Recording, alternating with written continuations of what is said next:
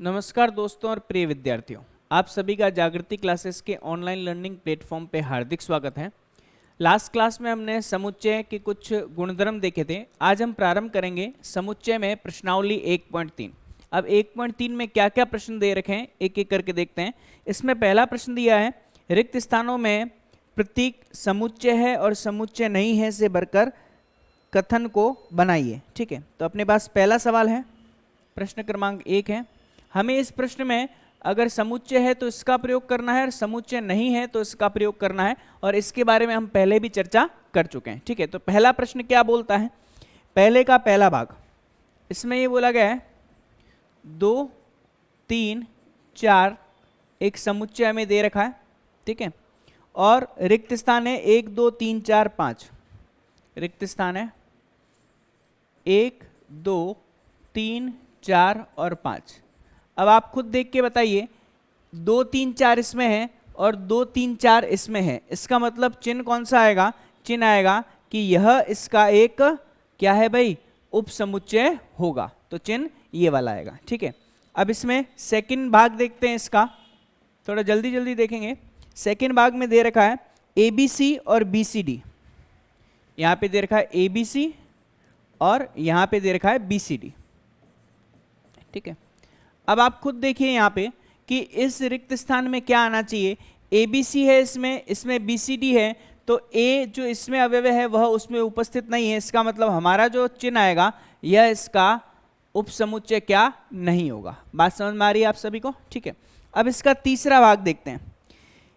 X आपके विद्यालय की कक्षा 11वीं का एक विद्यार्थी है और X आपके विद्यालय का एक विद्यार्थी है। तो अब तीसरा वाला जो भाग है, इस तीसरे वाले भाग में जो हमारा आंसर आएगा वह आएगा ये वाला, क्योंकि इस तरफ बोला गया है कि x जो है वह हमारे कक्षा 11वीं का विद्यार्थी है और इधर बोला गया है कि x जो है वह हमारे विद्यालय का विद्यार्थी। तो विद्यालय का विद्यार्थी है तो वह कक्षा 11 का विद्यार्थी होगा, तो कक्षा 11 का विद्यार्थी उपसमुच्चय होगा विद्यालय के विद्यार्थी का, क्योंकि विद्यालय में तो खूब सारी कक्षाएं, उसमें से कक्षा 11 का एक विद्यार्थी संपूर्ण विद्यालय के विद्यार्थियों का क्या होगा, उपसमुच्चय होगा। तो ये बात आपको क्लियर हो गई होगी। इसमें चौथा है, x किसी समतल में स्थित एक वृत्त है और x समान समतल में वृत्त है जिसकी त्रिज्या जो है वो 1 इकाई है। अब देखिएगा इसका चौथा भाग, इसमें बोला गया है कि x जो है वह समतल में स्थित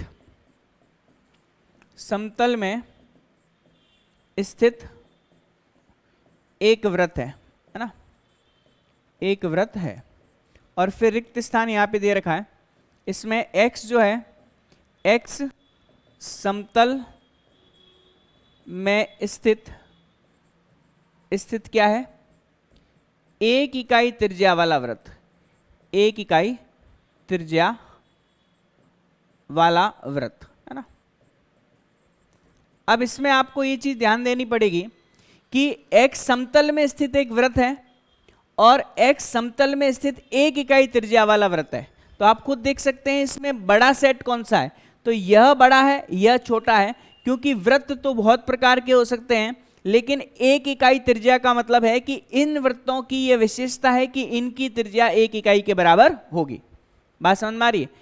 लेकिन हमें यहां पर बोला गया है x समतल में स्थित एक वृत्त है, तो समतल में स्थित वृत्त तो 1 इकाई वृत्तों से काफी अधिक होंगे, है ना।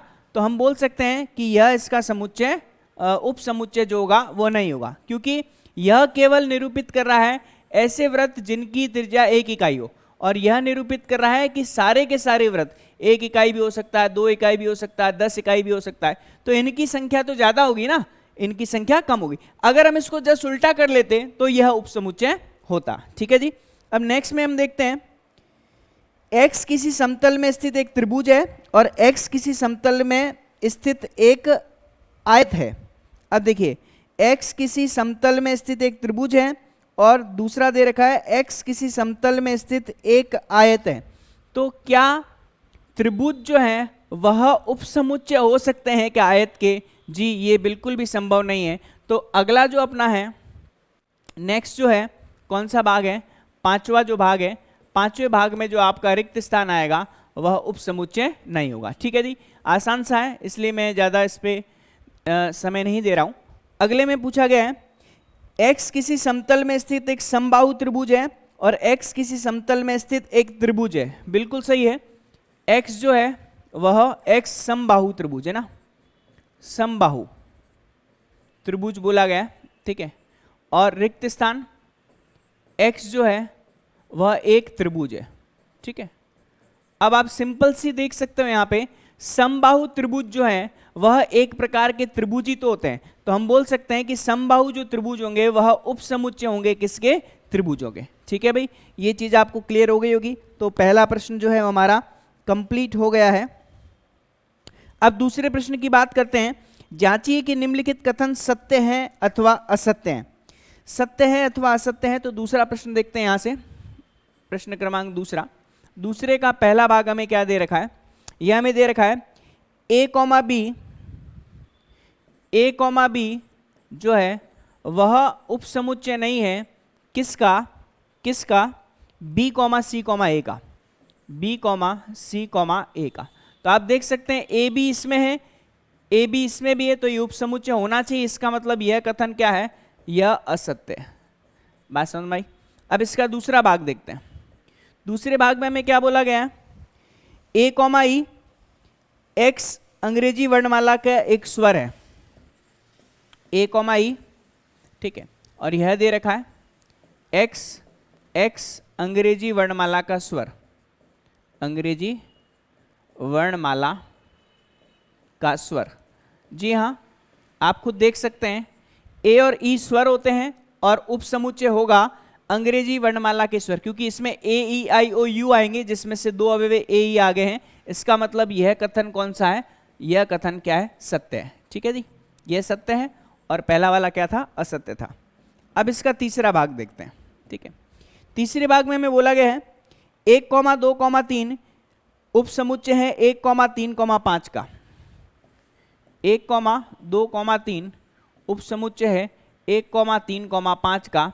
तो साफ तौर पे दिखाई दे रहा है 1, 2, 3 लिखा हुआ है, यहाँ पर 1, 3, 5 लिखा हुआ है, तो 3 तो है ही नहीं। इसका मतलब यह क्या होगा, असत्य है।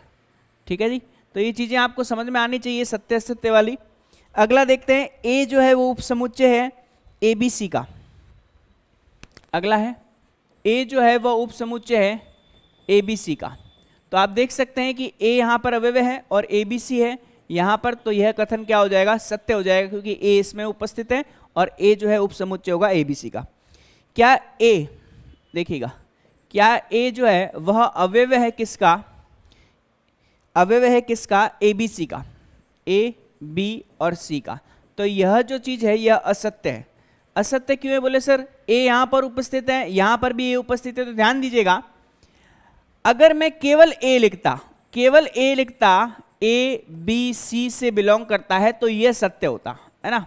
लेकिन ए जो है वह समुच्चय के रूप में दे रखा है, तो यह अव्यय नहीं है, यह क्या है, समुच्चय है। तो यह समुच्चय है, तो यहां पर चिन्ह ये वाला नहीं आएगा, यहां पर चिन्ह कौन सा वाला आएगा, ये वाला आएगा, है ना, उपसमुच्चय वाला आएगा। तो हम देख सकते हैं कभी भी इस तरीके का प्रश्न आपके पास आए, जैसे ए दे रखा है, तो इसका आंसर उपसमुच्चय के रूप में होगा। ठीक है, न कि ए को हम लिख सकते हैं ए बी और सी। ठीक है, यह गलत है और यह एकदम सही है। क्लियर है भाई, कॉन्सेप्ट समझ में आ गया होगा आपको। अगला देखते हैं, x संख्या 6 से कम एक समप्राकृत संख्या है और अगला है x एक प्राकृत संख्या है जो संख्या 36 को विभाजित करती है। तो इसका जो छठा भाग देते हैं, इसको मैं रोस्टर विधि में लिख लेता हूं।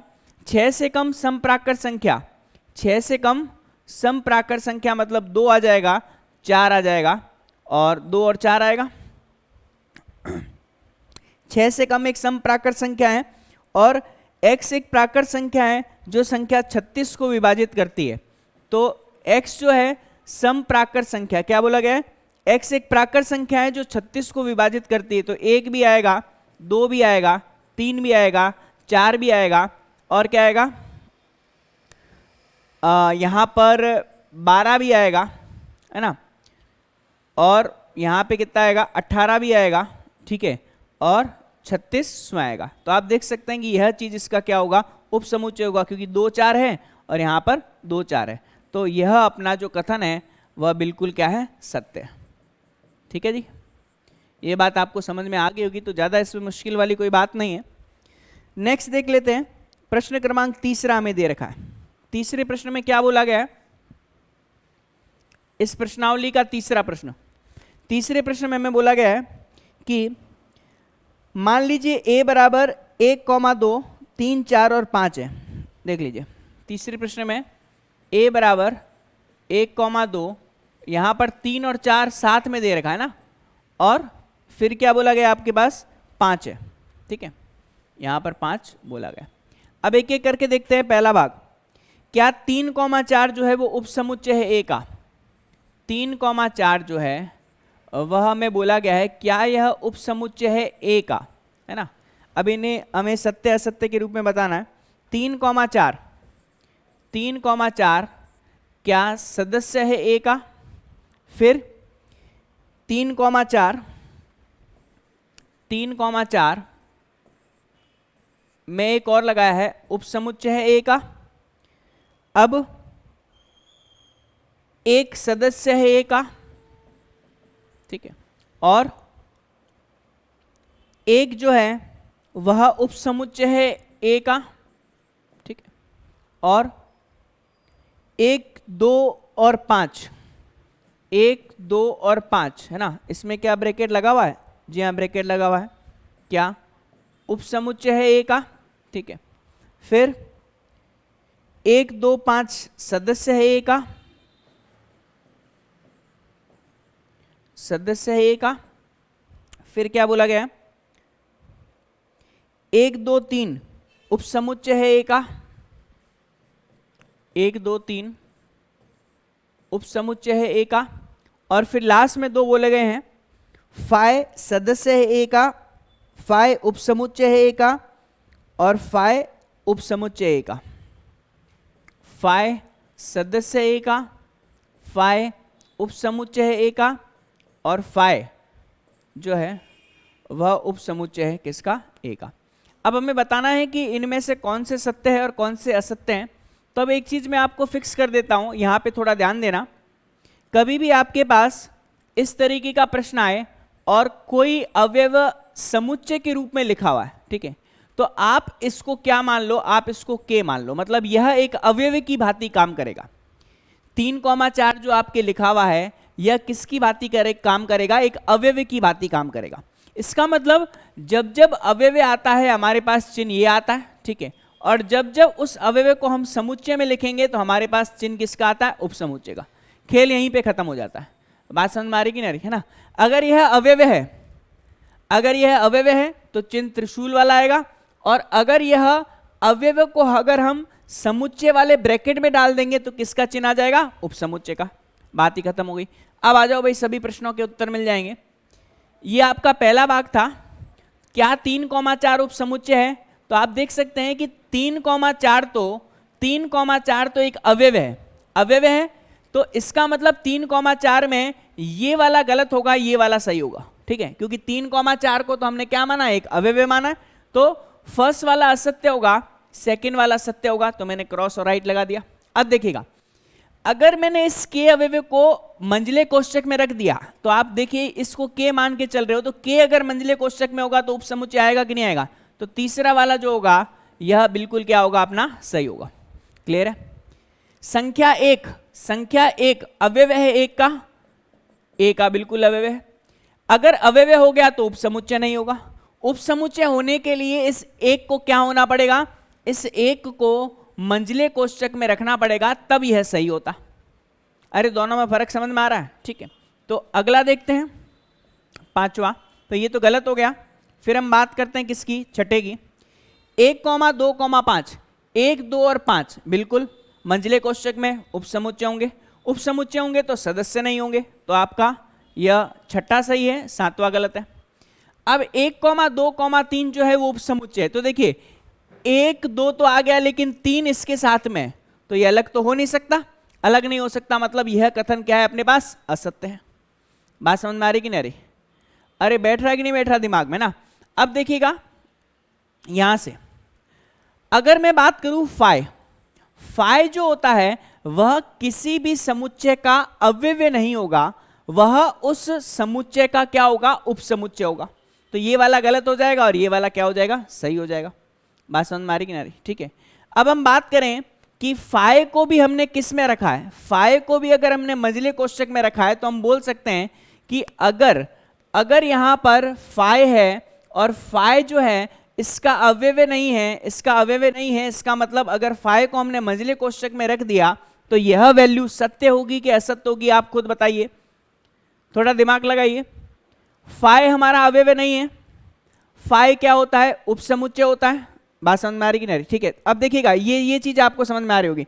3,4 अवयव है और इसका जो आपके उपसमुच्चय हमने दिया है वह किसको बिलोंग करता है, ए को बिलोंग करता है। तो हम बोल सकते हैं कि फाइ अगर हमने अब ये एक घात समुच्चय वाला कॉन्सेप्ट आ जाता है। बात समझ में आ रही कि नहीं? ये किसका कॉन्सेप्ट आ जाता है, घात समुच्चय वाला कॉन्सेप्ट आता है। ये घात समुच्चय का उपसमुच्चय होगा, इसका नहीं होगा। ठीक है जी, तो यहां तक आपको क्लियर हो गया होगा। चलिए अब इसमें चौथा प्रश्न, निम्नलिखित समुच्चयों के सभी उपसमुच्चय लिखिए, है ना। चौथे का पहला पाठ, निम्नलिखित समुच्चयों के सभी उपसमुच्चय लिखिए। तो अब देखिएगा इसका एक तो फाइ हो जाएगा, एक खुद क्या हो जाएगा, ए हो जाएगा। क्लियर है, एक फाइ हो जाएगा, एक ए हो जाएगा, ये उपसमुच्चय आ जाएंगे इनके। ठीक है, अगला देखेंगे ए कॉमा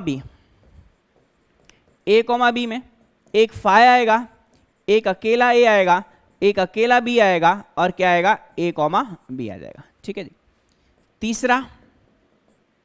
तीसरा में क्या बोला गया है, 1,2,3। देखिएगा 1,2,3, इसका अगर हम लेंगे तो एक फाइ आएगा, एक अकेला एक आएगा, एक अकेला 2 आएगा, एक अकेला 3 आएगा, फिर 1 2 आएगा, 1 3 आएगा, फिर 2 3 आएगा। ठीक है, फिर लास्ट में क्या आ जाएगा, 1 2 और 3 आएगा। ठीक है, तो ये सारे के सारे क्या आ जाएंगे, उपसमुच्चय आ जाएंगे। क्लियर? अब देखिएगा नेक्स्ट में हमें बोला गया चौथा भाग है ना, फाइ का हमें उपसमुच्चय लिखना है। ठीक है, तो अगर हम बोलें अकेला फाइ है तो फाइ का उपसमुच्चय क्या आएगा, फाइ का उपसमुच्चय फाइ ही होगा। क्लियर है भाई सभी को? ठीक है, नेक्स्ट देखते हैं। अगला, P ऑफ ए के कितने अवयव हैं यदि A बराबर फाइ है। पांचवा प्रश्न है, यदि कोई समुच्चय A बराबर फाइ है तो इसके उपसमुच्चय में कितने अवयव होंगे। तो मैंने आपको फॉर्मूला बताया था, P ऑफ A में उपसमुच्चयों की जो संख्या होगी वो 2 की घात क्या होगी, n ऑफ A होगी। बात समझ में आ रही? यहां पर n ऑफ A मतलब A समुच्चय में अवयवों की संख्या कितनी है, 0 है, तो अपना आंसर आएगा 2 की घात 0, मतलब आंसर कितना प्राप्त होगा, 1 प्राप्त होगा। ठीक है, तो उपसमुच्चयों में घात समुच्चय में अवयवों की संख्या जो होगी तो वह किसके बराबर होगी, वह 1 के बराबर होगी। निम्नलिखित को अंतराल रूप में लिखिए। अब छठा भाग है ना, लास्ट क्लास में हमने जो किया था उसका हमें यहां पर प्रश्न दे रखा है। छठे का पहला भाग, x है और x बिलोंग्स टू R है और बोला क्या गया है, x का मान -4 सम्मिलित नहीं है और 6 सम्मिलित है। x में -4 सम्मिलित नहीं है किंतु 6 सम्मिलित है। ठीक है, अब हमें इसे अंतराल रूप में लिखना है तो सिंपल सी बात है, किस रूप में लिखना है, बोला गया है निम्नलिखित को अंतराल रूप में लिखिए। तो सिंपल सी बात है कि x बिलोंग्स टू हम लिखेंगे -4 सम्मिलित नहीं है और प्लस का 6 सम्मिलित है, तो 6 में बड़ा कोष्ठक लगेगा और -4 में छोटा कोष्ठक लगेगा। ठीक है, अब सेकंड वाला, ठीक है, सेकंड वाला में पूरा प्रश्न में नहीं लिख रहा, सीधा उत्तर बता रहा हूं। -12 भी सम्मिलित नहीं है और -10 भी सम्मिलित नहीं है, तो x बिलोंग्स टू क्या आएगा, -12 और यहां पर -10, दोनों में ओपन ब्रैकेट आ जाएगा। अगले वाले में 0 सम्मिलित है, 7 सम्मिलित नहीं है, तो तीसरा 0 सम्मिलित नहीं है, 0 सम्मिलित है, 7 सम्मिलित नहीं है, तो इसमें तो बड़ा कोष्ठक बनेगा और 7 वाले में छोटा कोष्ठक। ठीक है, इसका चौथा भाग, चौथे भाग में क्या बोला गया है, 3 सम्मिलित है और 4 सम्मिलित है, तो हम क्या बोलेंगे, x बिलोंग्स टू 3 भी सम्मिलित होगा और 4 भी सम्मिलित होगा। तो इस तरीके से हमने छठे के चारों भाग कर लिए। मामला आपको समझ में आ रहा होगा। आसान सी प्रश्नावली है, ज़्यादा मुश्किल नहीं है। अब नेक्स्ट में लिखा हुआ है निम्नलिखित अंतरालों को समुच्चय निर्माण रूप में या विधि में लिखिए, है ना। जस्ट इसका उल्टा करना है। तो हमारा 7वां, तो 7वें के मैं सारे भाग लिख देता हूँ। 7वें का पहला, दूसरा, तीसरा और चौथा, ठीक है। फिर इसे हम कन्वर्ट करेंगे। पहला देखिएगा क्या है, -3 0, ये है आपके पास -3 और 0, ठीक है। दूसरा, तीसरा क्या है, 6 12 6 12, 6 12 इसमें दोनों में सम्मिलित हैं, 6 और 12 दोनों में सम्मिलित हैं। इसमें 6 सम्मिलित नहीं है किंतु 12 सम्मिलित है, ठीक है। नेक्स्ट में -23 और 5, तो -23 जो है वो सम्मिलित है और 5 सम्मिलित नहीं है। अब हमें इसे क्या करना है, समुच्चय निर्माण विधि के रूप में लिखना है। तो हम क्या लिखेंगे, यह एक समुच्चय है x का, जहां पर x बिलोंग्स टू r है और x का मान, ध्यान देना -3 और 0 दोनों ही सम्मिलित नहीं है, तो -3 में भी बराबर का चिन्ह नहीं आएगा और 0 में भी बराबर का चिन्ह नहीं आएगा। बात समझ में आई सभी को। 6 और 12, यह एक समुच्चय x का, जहां x बिलोंग्स टू r है और x का जो मान है वो 6 भी सम्मिलित है और 12 भी सम्मिलित है। बात समझ में आई। नेक्स्ट में देखते हैं, इस बार 6 और 12 x है, इसमें x बिलोंग्स टू r है। इस बार 6 जो है वो सम्मिलित नहीं है किंतु 12 सम्मिलित है, तो 12 को हम सम्मिलित कर देंगे ना। बहुत आसान सी चीज़ है, कुछ मुश्किल मामला नहीं यहाँ पे। इसमें -23 और 5 समुच्चय है x का, x बिलोंग्स टू r होगा, -23 जो है वो सम्मिलित है, मतलब -23 में बराबर का चिन्ह आएगा, लेकिन 5 सम्मिलित नहीं है तो 5 में बराबर का चिन्ह नहीं आएगा, ठीक है जी। तो ये अंतराल रूप मैंने आपको बताए थे, अगर किसी ने नहीं देखे हो तो लास्ट क्लास देख करके इसको और भी अच्छे से समझ सकते हैं। अगला प्रश्न देखते हैं, प्रश्न क्रमांक 8वां। निम्नलिखित में से प्रत्येक के लिए आप कौन सा सार्वत्रिक समुच्चय प्रस्तुत करेंगे। सार्वत्रिक समुच्चय प्रस्तुत करेंगे। पहला बोला गया है समकोण त्रिभुजों का समुच्चय और दूसरा बोला गया है समद्विबाहु त्रिभुजों का समुच्चय। तो हमारा 8वें का आंसर होगा, 8वें का होगा सार्वत्रिक जो समुच्चय होगा। सार्वत्रिक समुच्चय का मतलब जितने भी समुच्चय दे रखे हैं वो सारे के सारे उप समुच्चय। सार्वत्रिक समुच्चय जो होगा वह सभी त्रिभुजों का समुच्चय होगा, सभी त्रिभुजों का समुच्चय, है ना, सभी त्रिभुजों का समुच्चय। अब इसको ध्यान से समझिएगा, सभी त्रिभुजों में समबाहु भी आ जाएगा, समकोण भी आ जाएगा, समद्विबाहु भी आ जाएगा और विषम बाहु भी आ जाएगा। बात समझ में आ रही है। ये आपके पास समबाहु, ये आपके पास समकोण, ये आपके पास समद्विबाहु और ये आपके पास क्या आ जाएगा, विषम बाहु। मतलब ये सारे के सारे जो त्रिभुज हैं वो सभी समुच्चयों, सभी त्रिभुजों के क्या होंगे, उपसमुच्चय होंगे। तो सार्वत्रिक समुच्चय में सभी त्रिभुजों का समुच्चय हम क्या कर लेंगे, काउंट कर लेंगे, ठीक है जी। अब हम बात करेंगे प्रश्न क्रमांक 9 की। हमें एक समुच्चय दे रखा है ए बी और सी। इन तीनों समुच्चय ए बी और सी के लिए निम्नलिखित में से कौन सा या कौन से सार्वत्रिक समुच्चय लिए जा सकते हैं। अब थोड़ा सा ध्यान देना, अगर हमें बोला जाता है कि ए बी सी के लिए कौन से सार्वत्रिक समुच्चय हैं, तो इसमें आपको बस इतना ही ध्यान देना है कि कौन कौन से ऐसे समुच्चय हैं जिसमें ए के भी अवयव आ रहे हैं, बी के भी आ रहे हैं और सी के भी आ रहे हैं, ठीक है जी। तो पहला ऑप्शन देखिएगा, फर्स्ट वाला, सेकंड वाला तो होगा ही नहीं, 5 तो वैसे भी नहीं होगा। फर्स्ट वाला देखेंगे 0 1 2 3 4 5 6 है ना, तो देखिए सी में 8 है, इसमें 8 नहीं है तो पहला नहीं होगा। तीसरे की बात करते हैं, 0 1 2 3 4 5 6 7 8 9 10 एक्स्ट्रा हो सकते हैं तो कोई दिक्कत वाली बात नहीं। 1 3 5 1 3 5 है इसमें, 2 4 6 2 4 6 है इसमें, 0 2 4 6 8 0 2 4 6 8 है इसमें। इसका मतलब तीसरा जो होगा वो सार्वत्रिक हो जाएगा, कोई दिक्कत वाली बात नहीं है। चौथा इसलिए नहीं होगा क्योंकि इसमें 0 नहीं है। तो हमारा जो आंसर आएगा 9वें का जो आंसर आएगा वह तीसरा भाग होगा, ठीक है जी। इसका जो तीसरा भाग है यह सार्वत्रिक समुच्चय की बात ही काम में आ जाएगा, ठीक है जी। यहां तक कोई दिक्कत वाली बात नहीं है।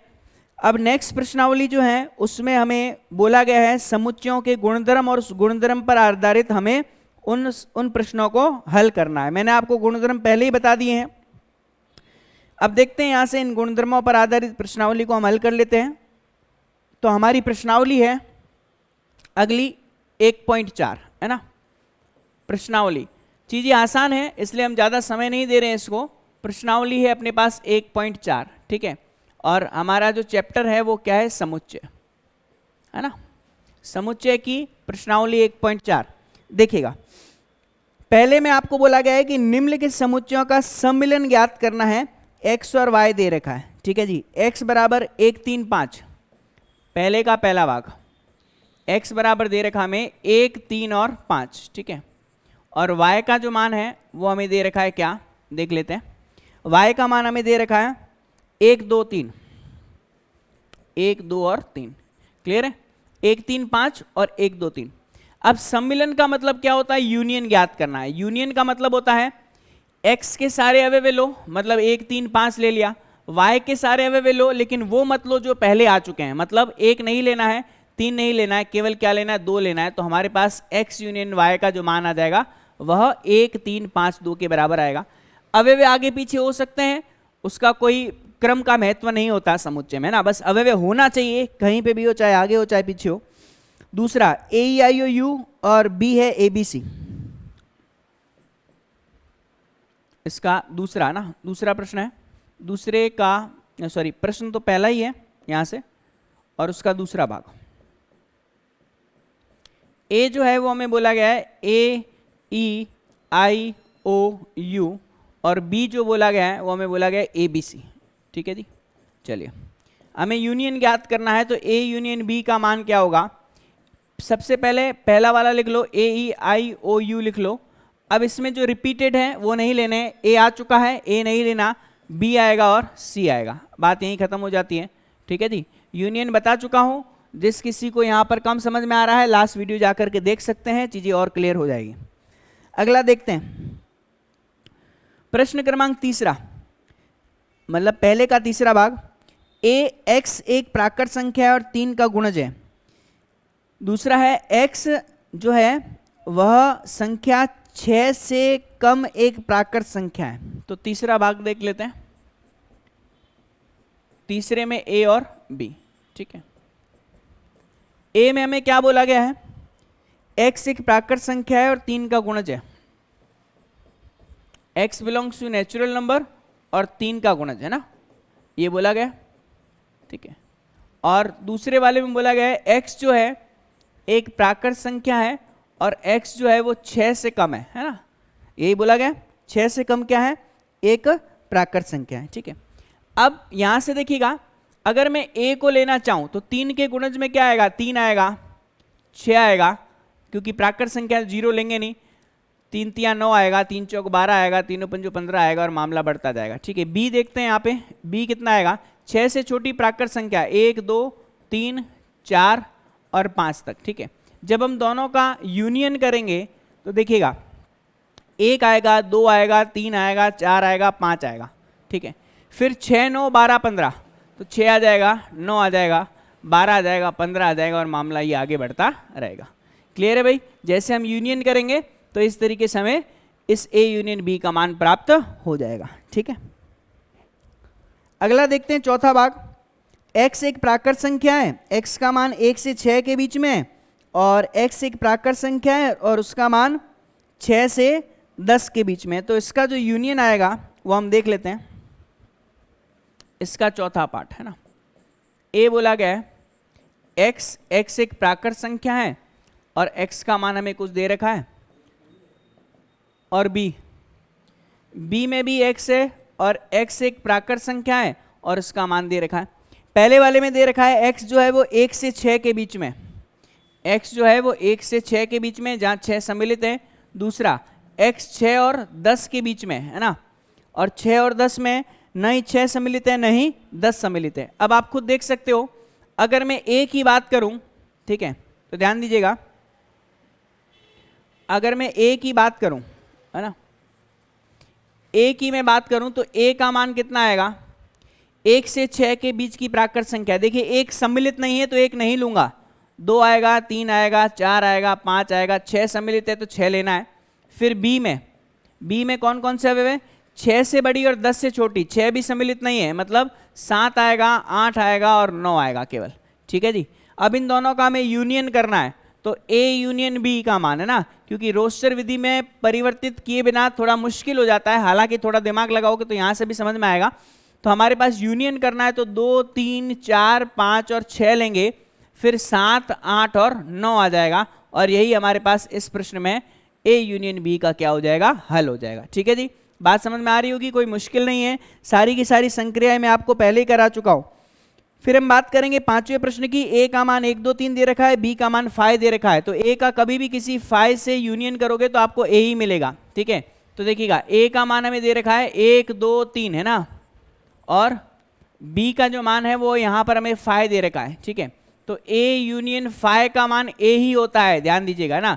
तो ए यूनियन यहाँ पर हम 5 करेंगे तो मान ए के बराबर आएगा। इसका मतलब क्या, हमारा जो आंसर होगा वो क्या होगा, 1 2 3। ठीक है, तो यहाँ पर मैं नोट करवा के आपको लिखवा भी देता हूँ कुछ यूनियन और इंटरसेक्शन की 5 के साथ प्रॉपर्टीज या फिर गुणधर्म। जब कभी भी ए का यूनियन आप ए से करते हो आपको सदैव ए मिलेगा, ए का आप इंटरसेक्शन ए से करोगे सदैव ए मिलेगा, ए का यूनियन आप 5 से करते हो तो आपको ए मिलेगा, ए का इंटरसेक्शन आप 5 से करते हो तो आपको 5 मिलेगा। ये चीज आपको हमेशा दिमाग में बिठा के रखनी है। क्लियर है जी, यूनियन मैंने आपको बता रखा है सम्मिलन होता है, और इंटरसेक्शन जो होता है वह क्या होता है, उभयनिष्ठ, है ना। और इन गुणधर्मों के बारे में हम पहले भी चर्चा कर चुके हैं। जिन विद्यार्थियों को थोड़ी तकलीफ आ रही है तो पुरानी वीडियोस देख सकते हैं, वहां पे हमने इन सभी को विस्तृत रूप से पढ़ा है। चलिए भाई आगे बढ़ते हैं हम लोग। प्रश्न क्रमांक दूसरा, मान लीजिए कि a बराबर ए बी है और b बराबर ए बी सी है, तो क्या a जो है उपसमुच्चय है b के, और a यूनियन b हमें ज्ञात करना है। तो ए बी और ए बी सी दे रखा है। चलिए अगला जो प्रश्न है हमारा वह है प्रश्न क्रमांक दूसरा। प्रश्न क्रमांक दूसरे में बोला गया है a बराबर हमें ए बी दे रखा है, ठीक है, और b बराबर जो हमें दे रखा है वो ए बी सी दे रखा है। ठीक है, अब हमें पूछा जाता है कि क्या a जो है वो उपसमुच्चय है b का। बिल्कुल सत्य बात है, a जो होगा वो उपसमुच्चय होगा b का, क्योंकि a के सारे अवयव b में उपस्थित हैं। उपसमुच्चय की परिभाषा यही तो बताई थी कि कोई समुच्चय किसी दूसरे समुच्चय का उपसमुच्चय कब होता है, जब पहले वाले समुच्चय के सभी अवयव दूसरे वाले समुच्चय में उपस्थित होते हैं। तो a में कितने अवयव हैं, 2 ही ab, और b में कितने a b c, तो a के सारे अवयव b में उपस्थित हैं तो हमें a b c प्राप्त होगा। अब हमें बोला गया है कि a यूनियन b का मान ज्ञात करना है। a यूनियन b का मान जो होगा वो हम देख सकते हैं किसके बराबर होगा, a b ले लो और c ले लो, तो ये हमारे पास किसके बराबर होगा, b के बराबर होगा। a यूनियन b का मान b के बराबर होगा। यहां नोट करके एक बहुत बढ़िया बात आपको और लिखवाता हूं, ठीक है, क्योंकि जैसे जैसे प्रश्न आ रहे हैं वैसे वैसे आपको नए नए कॉन्सेप्ट्स भी सीखने को मिल रहे हैं। इसका मतलब यदि कोई समुच्चय a यदि किसी समुच्चय b का उपसमुच्चय है तो हमेशा ध्यान रखिएगा a यूनियन b का मान हमेशा बड़ा वाला समुच्चय आएगा, और a इंटरसेक्शन b का मान हमेशा छोटा वाला समुच्चय आएगा। ठीक है जी, ये बहुत ही इंपॉर्टेंट चीज है। ठीक है, बहुत ही इंपॉर्टेंट चीज है जो कि आपको दिमाग में रखनी है। अगर a उपसमुच्चय है b का, मतलब a छोटा है b बड़ा है, तो यूनियन करोगे तो बड़ा आंसर आएगा, और इंटरसेक्शन करोगे तो हमेशा छोटा आंसर आएगा। ठीक है जी, तो कॉन्सेप्ट एकदम क्लियर है, सीधा है, सपाट है, तो ज्यादा दिमाग लगाने की जरूरत नहीं है। यदि a और b दो ऐसे समुच्चय हैं कि a अगर उपसमुच्चय है b का, तो a यूनियन b क्या होगा भाई, अगला सवाल आपका यही है। a उपसमुच्चय है b का तो a यूनियन b मैंने आपको बताया क्या, बड़ा वाला समुच्चय, और अगर इंटरसेक्शन पूछते तो क्या आता भाई, छोटा वाला समुच्चय आता। ठीक है जी, चलिए भाई, इस प्रश्नावली में हमने 3 प्रश्न कर लिए हैं और पहली वाली प्रश्नावली कंप्लीट कर ली है। अब नेक्स्ट क्लास में हम इस प्रश्नावली के और भी प्रश्नों को कंप्लीट करेंगे। तो आज के लिए इतना काफ़ी है, नेक्स्ट क्लास में हम अगले प्रश्नों की चर्चा करेंगे। तब तक धन्यवाद।